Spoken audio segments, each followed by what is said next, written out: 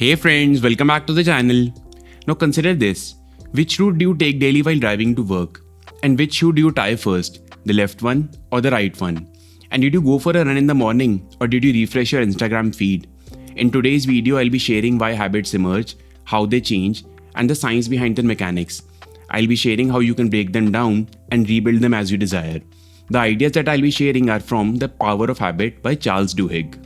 The countless choices that we make daily seem well-oiled and thought through, but their influences are hardly simple.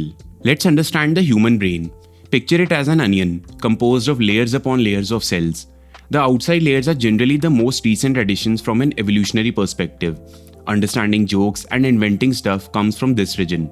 Our automatic behaviors are controlled by parts deep inside the brain and closer to the brainstem.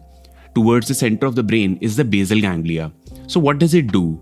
Consider a rat being put in a maze and made to find a block of cheese. When the rat is building a new habit, the basal ganglia works furiously. It is analyzing and exploring the environment. But after a number of attempts, the decision-making center goes quiet. The rat internalizes how to get the reward. For this, it relies on the basal ganglia. Consider driving a car. The brain converts a sequences of actions into an automatic routine. This is called as chunking. This is the root of how habits form. Our brain is lazy. It is constantly looking for ways to save effort. Our environments are so complicated and laden with stimuli that left to its own devices, our brain would literally shut down. It also allows for an efficient brain and physiology. Let's go back to the basal ganglia. To deal with uncertainty, the brain spends a lot of effort at the beginning of a habit looking for something, a cue, that offers a hint as to which pattern to use. So if the rat hears a meow, it runs away. And if it smells a block of cheese, it tries to access it. At the end of the activity, when the reward appears, the brain shakes itself awake and makes sure everything unfolded as expected. The process within our brains is a three-step loop. A cue, a trigger that tells your brain to go into automatic mode and which habit to use. Then there is a routine, which can be physical, mental, or emotional. Finally, there is a reward, which helps your brain figure out if the loop is worth remembering for the future. Habits are neurological cravings. Mostly these cravings emerge gradually, that we're not even aware of them. But as we associate cues with certain rewards, a psychological craving emerges. Consider these examples. A smoker sees a pack of cigarettes and the brain anticipates a hit of nicotine.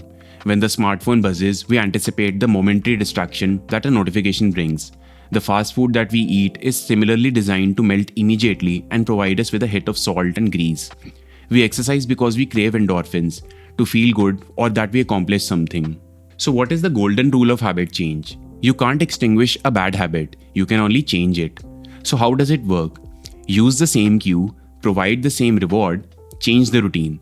Consider these examples. If you want to stop snacking, ask yourself, is the reward you're seeking to satisfy hunger or interrupt boredom? If you want to stop smoking, ask yourself, is it because you love nicotine or is it a way to socialize? The brain can be reprogrammed. We all need to be just deliberate about it.